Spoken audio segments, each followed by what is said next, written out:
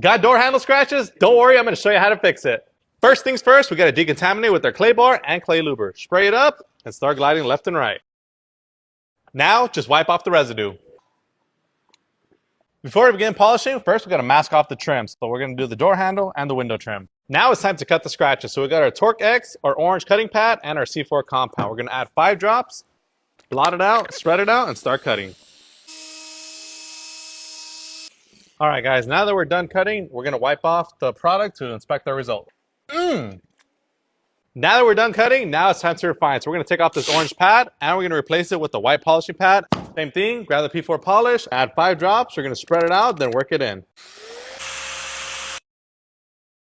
All right, guys, now that we're all done, all we have to do is wipe off the residue, take off the masking tape, and show you guys the final results.